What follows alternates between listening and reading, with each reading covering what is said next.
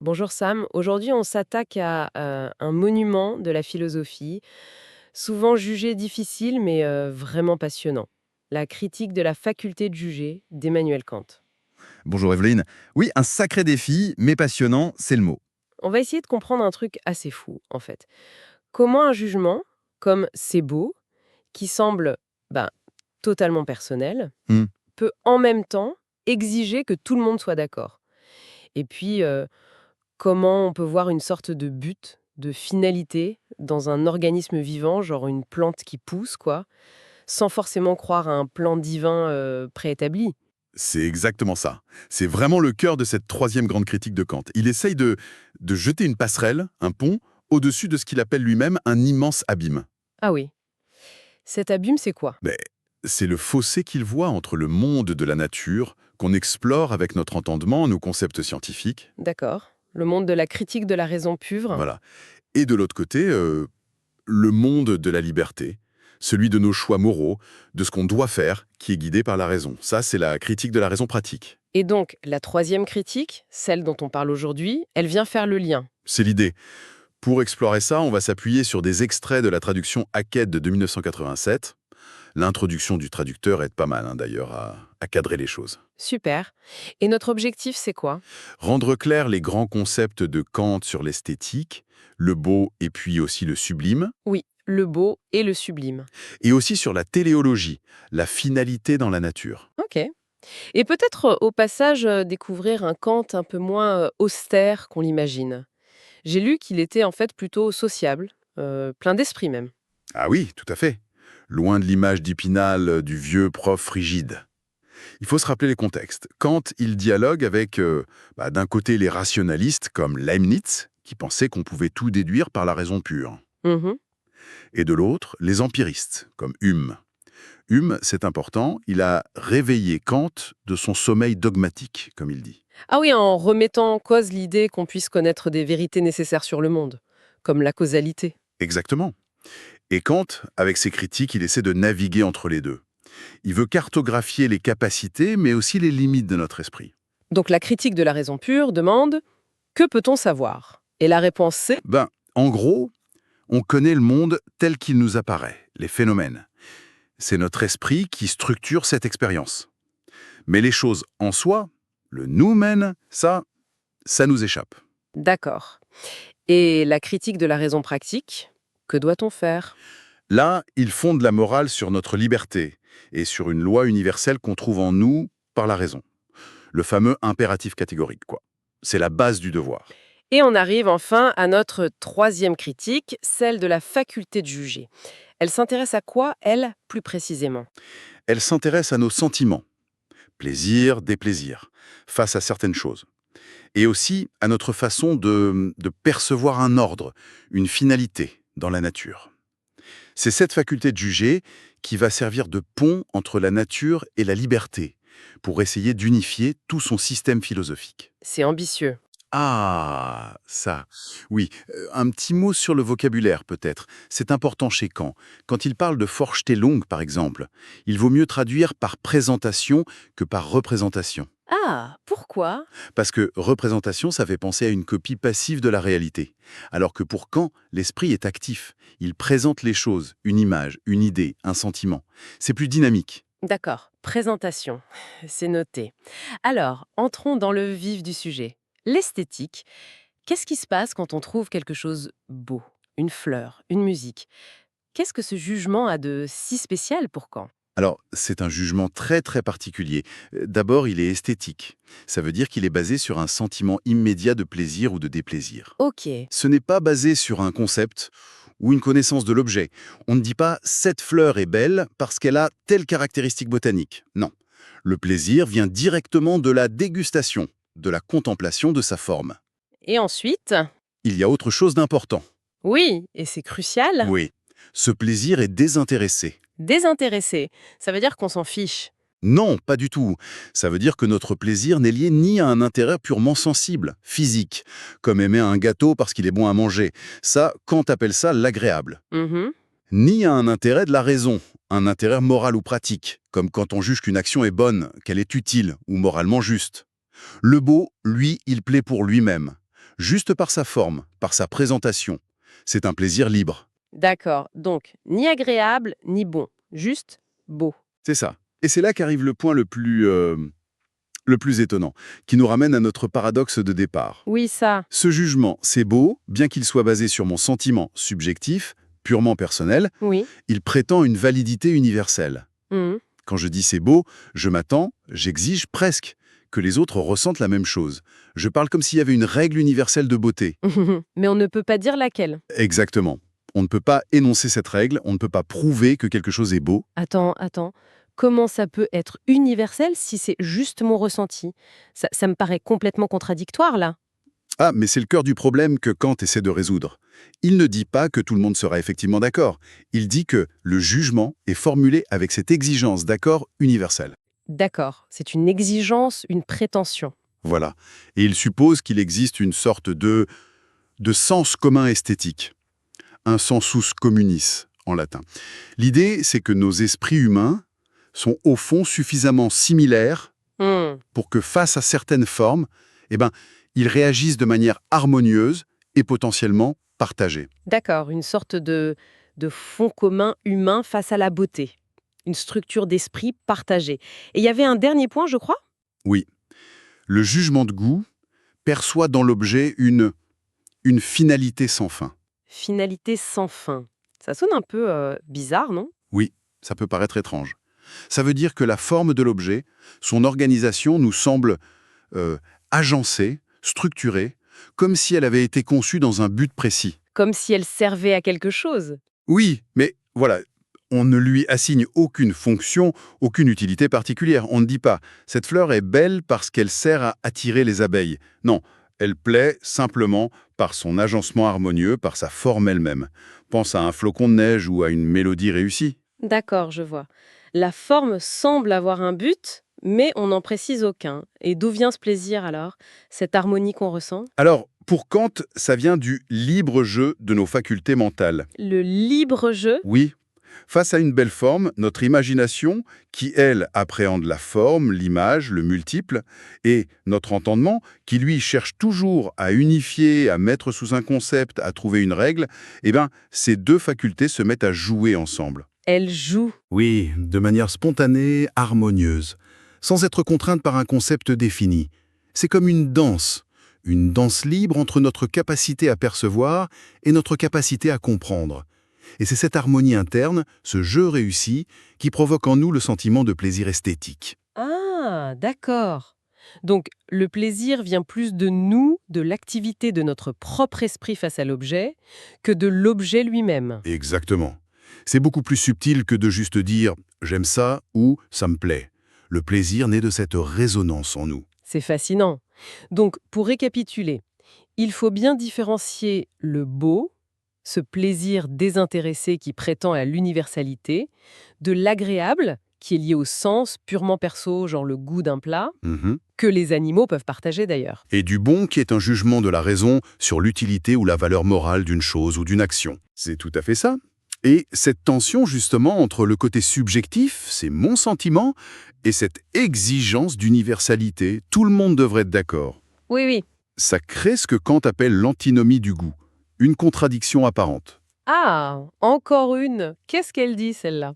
Alors d'un côté, la thèse, le jugement de goût ne repose pas sur des concepts. On ne peut pas prouver la beauté avec des arguments logiques. Ok, ça on a compris. Et de l'autre, l'antithèse, le jugement de goût doit reposer sur des concepts, sinon comment pourrait-on même en discuter, espérer un accord, se disputer à propos d'une œuvre d'art? Ça n'aurait aucun sens. C'est vrai. Alors comment il sort cette impasse, concept ou pas concept? Mais l'astuce de Kant, c'est de dire que le jugement de goût se fonde bien sur un concept, mais un concept tout à fait particulier, un concept indéterminé, un concept flou, si tu veux. Un concept indéterminé. C'est-à-dire? C'est l'idée d'un substrat suprasensible. Où là, ça devient technique, hein. Oui, un peu. Expliquez. En gros, c'est l'idée qu'au-delà du monde visible, des phénomènes, il y a une sorte de fondement commun, une réalité plus profonde, qui nous est inaccessible directement. Le fameux noumen? Oui, ça y renvoie. Un fondement où la nature et notre esprit seraient en quelque sorte préaccordés, harmonisés. On ne peut pas connaître ce fondement, mais le sentiment du beau, ce plaisir harmonieux, serait comme un indice. Un signe que cette harmonie entre le monde et nous est possible? Waouh! Donc ce n'est pas juste une coïncidence si certaines formes nous plaisent universellement. Elles toucheraient à quelque chose de fondamental sur notre rapport au monde? C'est un peu l'idée, oui. Une idée très spéculative, bien sûr, mais qui permet de résoudre l'antinomie. Le jugement se rapporte bien à un concept, celui de cet accord suprasensible, mais comme ce concept est indéterminé, on ne peut pas l'utiliser pour prouver la beauté. C'est un peu vertigineux comme idée. Il va même jusqu'à dire que le beau est un symbole de la moralité. Qu'est-ce qu'il entend par là? Un lien direct entre beauté et bonté? Non, pas un lien direct, c'est une analogie. Il dit que le jugement sur le beau a des caractéristiques qui ressemblent à celles de la loi morale. Ah oui, Lesquelles? On doit suivre la loi morale pour elle-même, désintéressement, par liberté, autonomie. Elle est universelle, elle vaut pour tous. d'accord. C'est une analogie de structure. Exactement, la beauté nous donne comme un avant-goût sensible de cette liberté et de cette universalité qu'on trouve de façon beaucoup plus abstraite dans la morale. Et il suggère même de façon un peu prudente qu'observant la beauté naturelle, les fleurs, les paysages, peut être un signe de bonne disposition morale. Pas une preuve, mais un indice favorable. Intéressant. Et les œuvres d'art créées par l'homme, les beaux-arts, dans tout ça, quelle est leur place? Pour Kant, l'art véritable, les beaux-arts, c'est une production libre. Ce n'est ni une science, qui suit des règles strictes pour connaître, Mhm. il y a un simple artisanat qui vise l'utile, un produit fonctionnel. L'art, pour être beau, requiert ce que Kant appelle le génie. Le génie, c'est quoi pour lui? Le génie, c'est le talent inné de produire des idées esthétiques. Ce sont des sortes d'images, de présentations très riches, très pleines de sens, créées par l'imagination, Oui. qui nous font beaucoup penser, beaucoup ressentir, mais qu'on ne peut jamais réduire complètement à un simple concept défini. Une grande œuvre d'art donne à penser, comme on dit. Et l'art du génie doit avoir l'air aussi spontané, aussi libre que la nature elle-même. Il ne doit pas sentir l'effort, la règle appliquée mécaniquement. Il établit une hiérarchie des arts, je crois. Oui, il met la poésie tout en haut, parce que c'est elle qui, selon lui, stimule le plus librement l'imagination et le jeu des facultés. D'accord. Bon, on a bien exploré le beau. Harmonie, forme, jeu libre des facultés, désintéressement donc universalité subjective. Mais il y a une autre grande émotion esthétique chez Kant, le sublime. Qu'est-ce que c'est? Qu'est-ce qui se passe quand on est face à, je sais pas moi, une tempête déchaînée ou à l'immensité du ciel étoilé? C'est différent du beau, j'imagine. Ah oui, c'est très différent. Le beau, ça concerne la forme, la limitation, l'harmonie, et ça procure un plaisir direct, calme, une sorte d'accroissement de notre sentiment de vie. Ok. Le sublime, lui, naît souvent face à l'informe, au sans limite, au démesuré, ce qui dépasse notre capacité à le saisir d'un coup. Et le sentiment est mixte, complexe. Mixte. C'est-à-dire? C'est un mélange de déplaisir et de plaisir. D'abord, il y a comme une inhibition, un sentiment d'écrasement, de petitesse face à l'immensité ou à la puissance. On se sent dépassé. Mais ensuite, il y a un élan, un plaisir qui vient du fait qu'on découvre une force en nous-mêmes. Il y a comme un choc, puis une élévation. Il distingue deux types de sublime, c'est ça? Le sublime mathématique? Oui, c'est le sublime lié à la grandeur, à l'immensité quantitative. C'est ce qu'on ressent face à quelque chose de si vaste que notre imagination n'arrive pas à en faire une image unique et totale. Pense aux pyramides vues de près, aux montagnes immenses ou à essayer de vraiment visualiser l'infini de l'espace. L'imagination bloque, elle n'arrive pas à suivre. Exactement. L'imagination échoue. Elle atteint ses limites. Mais cet échec même nous révèle la puissance d'une autre faculté en nous, notre raison. Car notre raison, elle, peut penser l'infini, comme une idée, comme une totalité, même si on ne peut pas l'imaginer. Donc on prend conscience que notre esprit rationnel dépasse les limites de nos sens et notre imagination. C'est ça qui procure une sorte de plaisir paradoxal. D'accord. Et l'autre type? C'est le sublime dynamique. Voilà. Là, ce n'est plus face à la grandeur, mais face à la puissance écrasante de la nature. Les ouragans, les volcans en éruption, les océans déchaînés. Des choses qui nous font peur, en fait. Oui, des forces qui pourraient nous anéantir physiquement. Mais si on les observe depuis un lieu sûr, sans être en danger réel, Mhm. on ressent d'abord de la crainte, bien sûr. Mais ensuite, on découvre en nous une capacité de résistance intérieure. Une indépendance morale face à la toute-puissance de la nature. On réalise que notre valeur en tant qu'être humain, notre dignité, notre capacité morale, elle n'est pas affecté par cette puissance physique. On a une destination, une vocation qui dépasse la nature sensible. C'est la découverte de notre force morale. Donc, en fait, que ce soit face à l'immensité ou à la puissance, le sublime n'est pas vraiment dans la tempête ou dans la montagne. Il est en nous. C'est ça le truc. C'est exactement ça. Le sublime réside dans notre esprit. C'est la prise de conscience de la supériorité de notre propre faculté suprasensible, notre raison, notre capacité morale, sur la nature, même la plus impressionnante. C'est un sentiment presque moral, qui nous élève au-dessus de notre simple condition physique. C'est une idée forte. Oui, Kant donne même l'exemple de l'interdiction des images de Dieu dans la religion juive, dans le Décalogue. Pour lui, c'est une manière sublime de présenter l'idée de Dieu, justement, en refusant toute image sensible, en pointant vers ce qui dépasse absolument toute représentation. Le sublime nous révèle notre propre profondeur suprasensible. C'est effectivement une perspective incroyable sur nos émotions face à la nature. Passons maintenant, si vous voulez bien, à l'autre grand volet de cette critique, le jugement téléologique, la question de la finalité. Pourquoi Kant a-t-il besoin d'en parler? Les lois mécaniques, les causes et les effets, ça ne suffit pas à tout expliquer dans la nature? Pour beaucoup de choses, si. La chute d'une pierre, le mouvement des planètes. Le mécanisme causal suffit.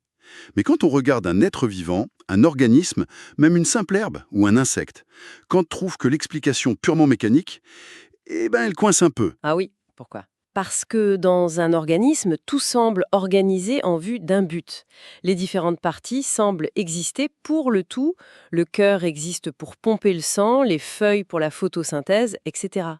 Et inversement, le tout, l'organisme entier, maintient et même produit ses propres parties. C'est une sorte d'organisation circulaire autoproductrice. Où chaque partie est à la fois cause et effet des autres. Voilà. Les parties se produisent mutuellement et travaillent pour l'ensemble. Ça ne colle pas très bien avec une simple chaîne de causes et d'effets linéaires comme des boules de billard qui s'entrechoquent.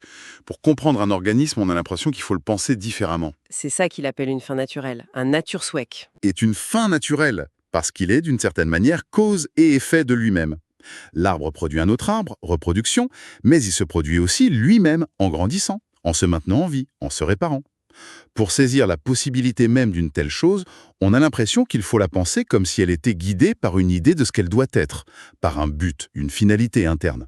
Un peu comme un artisan qui a un plan en tête avant de fabriquer un objet. C'est un peu cette idée, mais appliquée à la nature elle-même, qui n'a pas d'artisan extérieur, ou du moins on ne peut pas le savoir.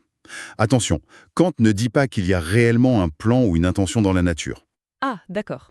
C'est important ça. Oui, il dit que nous, avec notre type d'intelligence, pour comprendre le vivant, on est presque obligé de le penser de cette façon. C'est un comme si méthodologique, une nécessité de notre jugement. Et là aussi, j'imagine, il y a une antinomie, un conflit apparent. Bien sûr, l'antinomie du jugement téléologique. D'un côté la thèse, toute production dans la nature est possible selon des lois purement mécaniques, cause efficiente. Il ne faut chercher que ça. Le point de vue scientifique classique, en somme. Oui. Et de l'autre côté, l'antithèse. Certains produits de la nature, les organismes vivants, ne sont possibles, ne peuvent être compris que si on suppose aussi des lois de cause finale, des buts, des finalités. Alors, mécanisme aux finalités. Il faut choisir son camp. Non, et c'est là encore toute la subtilité de Kant. Il dit que ces deux principes ne sont pas contradictoires s'ils sont compris correctement. Ce ne sont pas deux théories concurrentes sur la réalité profonde des choses. Mais alors, c'est quoi? Ce sont deux règles, deux maximes pour notre façon de juger. Pour notre jugement réfléchissant, celui qui ne fait pas qu'appliquer une règle connue, mais qui en cherche une pour comprendre un cas particulier comme un organisme. Donc, on a besoin des deux. Oui, pour étudier scientifiquement un organisme, on doit chercher les mécanismes physico-chimiques, thèse. C'est indispensable. Mais pour en comprendre l'organisation, la structure d'ensemble, on a aussi besoin de la maxime de la finalité, de faire comme s'il y avait un but, une intention organisatrice, antithèse. C'est un outil indispensable pour nos esprits qui sont limités, en quelque sorte. On ne peut pas tout saisir d'un coup. C'est exactement ça. Kant imagine qu'un esprit supérieur, un entendement divin peut-être, qu'il appelle entendement archétypique, intellectus, archetypus, pourrait peut-être voir directement comment le mécanisme pur produit la vie organisée sans avoir besoin de passer par l'idée de finalité. Cet esprit verrait le tout avant les parties. Mais nous, avec notre entendement discursif, ectypus, qui va du détail au général, on a besoin de ce comme si téléologique. Et où se résout le conflit alors? Si les deux maximes sont nécessaires pour nous? Eh bien, encore une fois, dans l'idée d'un substrat suprasensible, un fondement inconnaissable de la nature, où peut-être mécanisme et finalité sont en réalité une seule et même chose, ou sont unifiés d'une manière qui nous dépasse. C'est une façon de dire, les deux perspectives sont valides pour nous, mais elles ne se contredisent pas au niveau ultime de la réalité qui nous reste cachée. C'est toujours cette idée du suprasensible qui revient pour unifier. Et comment cette idée de finalité s'applique-t-elle à l'ensemble de la nature et à nous, les humains, dans ce grand tableau? Alors Kant se pose la question, y a-t-il une fin ultime de la nature? Dans la grande chaîne des êtres et des fins, l'herbe nourrit le mouton nourrit l'homme, est-ce qu'il y a quelque chose qui est une fin en soi, pour laquelle tout le reste existerait? Et sa réponse? Il suggère que cette fin ultime de la nature, c'est l'homme. Mais attention, pas n'importe comment. C'est l'homme en tant qu'être capable de culture. La culture, c'est-à-dire? La culture, pour Kant, c'est la capacité de développer ses talents naturels, habiletés, et de se discipliner soi-même par la raison et la vie en société. La culture nous sort de la simple animalité, elle nous permet de nous fixer nos propres fins. Elle se développe dans la société civile, même si c'est à travers des conflits, des inégalités, des guerres. D'accord. Mais est-ce que la culture, c'est vraiment la fin de l'histoire? Il parle aussi, je crois, de fin finale. C'est encore autre chose. Exactement. La fin ultime, la culture, n'est encore qu'une étape, un moyen en vue d'autre chose. La fin finale de toute la création, la seule chose qui est une valeur absolue inconditionnelle pour Kant, qui soit une fin en soi, Oui, selon la loi morale, universelle découverte par la raison pratique. C'est ça qui donne un sens ultime et une valeur absolue à notre existence, et par ricochet à toute la nature qui a rendu possible l'apparition d'un tel être moral. Ah, je vois. La nature et la culture sont comme des préparations, des conditions nécessaires pour que la moralité puisse exister et s'épanouir. C'est la moralité qui est le but suprême. C'est tout à fait ça. Du coup, on voit bien comment tout se tient maintenant. Comment cette critique de la faculté de juger fait le lien, ce fameux pont dont on parlait au tout début, entre les deux autres critiques. C'est vraiment le concept de finalité sous ces deux formes qui tisse ce lien. D'une part, la finalité esthétique, surtout à travers le jugement sur le beau. Oui. Avec son plaisir désintéressé, libre, qui prétend à l'universalité, nous donne comme une expérience sensible, un symbole de ce qu'est la loi morale, qui est aussi formelle, autonome, universelle. C'est un peu comme si la nature, par la beauté, nous faisait signe qu'une harmonie est possible entre le monde sensible et nos exigences morales, rationnelles. un signe d'espoir en quelque sorte. On pourrait dire ça. Et d'autre part, la finalité téléologique, en nous obligeant à penser le vivant comme s'il était organisé intelligemment, selon des fins. Mhm. Eh bien, elle nous rapproche de l'idée d'un fondement suprasensible, commun à la nature, que la science étudie via le mécanisme, et à la liberté que la morale exige de nous. Ce suprasensible, on ne le connaît pas, mais il permet de penser l'unité du système. Il rend pensable que le monde naturel puisse accueillir notre action morale. C'est là qu'intervient aussi l'idée de Dieu chez Kant, mais pas comme une preuve scientifique, c'est ça, plutôt comme un postulat. Précisément. Ce n'est pas une preuve pour la raison théorique, celle qui connaît les phénomènes. C'est la raison pratique, la raison morale, qui a besoin de postuler l'existence de Dieu. Pourquoi en a-t-elle besoin? Pour que notre effort moral ait un sens complet. La morale nous commande de viser le souverain bien, c'est-à-dire l'union parfaite de la vertu, agir moralement, et du bonheur proportionné à cette vertu. Mais nous, on ne peut pas garantir que le bonheur suivra la vertu dans ce monde. C'est vrai, malheureusement. Donc, pour que notre effort vers le souverain bien ne soit pas absurde, pour qu'on puisse raisonnablement espérer l'atteindre un jour, la raison pratique postule l'existence de Dieu comme un auteur moral du monde qui pourrait garantir cette harmonie finale entre moralité et bonheur. C'est une foi rationnelle, une exigence de la morale, pas un savoir scientifique. D'accord, c'est très clair. Donc, pour résumer cette plongée assez dense mais fascinante, cette troisième critique explore notre faculté de juger, non pas quand elle applique juste des règles connues, mais quand elle doit en chercher pour comprendre le beau, le sublime ou le vivant. C'est ça, le jugement réfléchissant. Elle décortique le jugement esthétique, subjectif dans son origine, le sentiment, mais exigeant l'universalité pour le beau, grâce au libre jeu harmonieux de nos facultés, et pour le sublime, elle nous confronte à nos limites sensibles, mais aussi à notre grandeur rationnelle et morale. Tout à fait.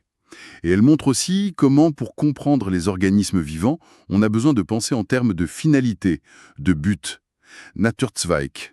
Même si on doit rester critique sur la portée de cette pensée, simple maxime régulatrice. Et au final, tout ça permet de relier le monde de la connaissance théorique, raison pure, et le monde de l'action morale, raison pratique, grâce à ces idées de finalité, esthétique et naturelle, et de suprasensible, unifiant ainsi toute la philosophie critique de Kant. C'est vraiment l'architecte d'un système impressionnant. Absolument. C'est une œuvre charnière, complexe mais incroyablement riche. Une dernière pensée, peut-être, pour laisser matière à réflexion. Vous avez expliqué comment Kant décrit le sublime comme ce moment où, face à la puissance ou l'immensité de la nature, on prend conscience de notre propre force intérieure, de notre raison, de notre vocation morale. Mhm. Ma question est-ce que ce sentiment-là, cette expérience du sublime telle que Kant l'a décrit, a encore vraiment sa place aujourd'hui ?